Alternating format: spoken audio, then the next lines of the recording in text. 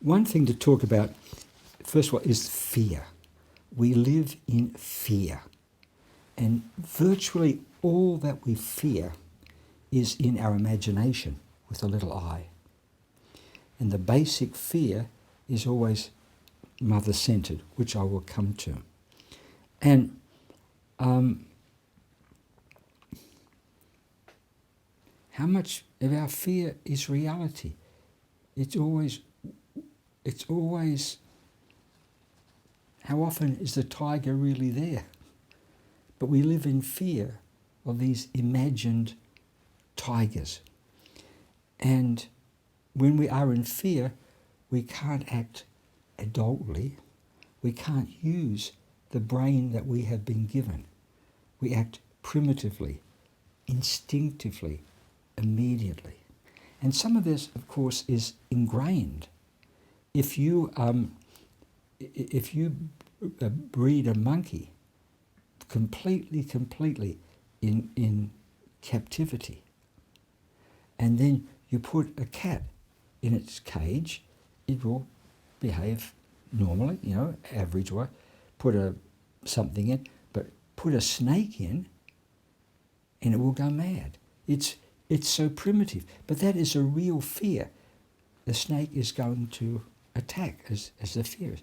But we live in these imagined fears. And the fear is always of what we imagine, our image of the future. It's never of the now, it's always of what we imagine, the image we have of what will happen, not what is happening. Right, so and just think of the fear of the baby in the birth canal. Think that through most of its life in the womb, it has been many times in fear. Many times in fear. Which we'll come to a little bit later. And now it's in the birth canal, and the mother is in fear. And she has been in fear through a great deal of her pregnancy. Now the baby's in the birth canal. All sorts of alarms are being triggered inside it. And the mother is also in fear, compounding the baby's fear. Particularly that I believe, as I've demonstrated over many years, that the acupuncture meridians are all in a clock face in the umbilical, in the navel, in the umbilicus, and on the nipples too. That's another story. And I believe that this is a residue that I believe that they're acupuncture meridians that are connecting in the umbilical cord, connecting their mother's emotions with the baby's emotions back and forth. So every time the mother is in a negative state, it's going to be transmitted to the baby by other means as well, her breathing and so forth, but also through the acupuncture communication. So I mean, I've had women I've been called in to see who are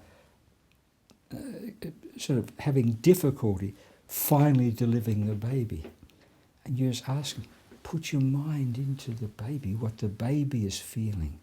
Forget yourself, not your fear. Think of the baby's fear.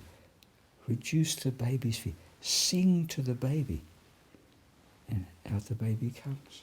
Now, and so many deliveries today, as Odont says, are done, never mind cesareans, God forbid, but they are done by inducing the baby, usually at the convenience of others than the baby, with oxytocin. But this is artificial oxytocin.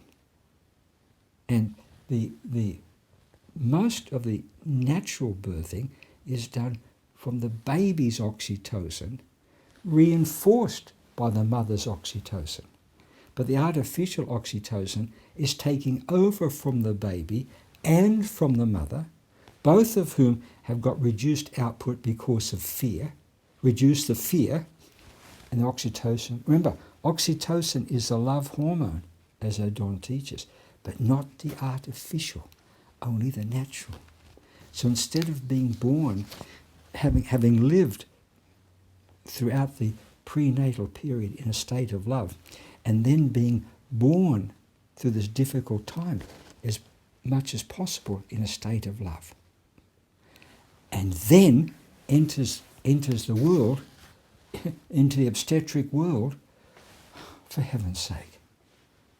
And it just compounds from that, the horrors, being held upside down, and God, I mean, the horrors, the noise, the inhumanity of it all. But the surgeon, the doctor, say how proud he is. Look what I've done, you know.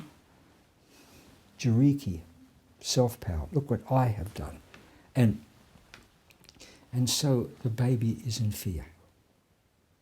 Then you have the baby hopefully being reunited with the mother, helped to the breast, and so forth.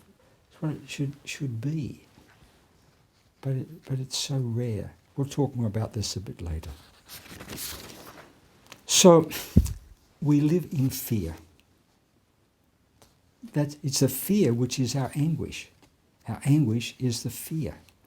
And the basic fear is what I call matrodema, fear of the mother.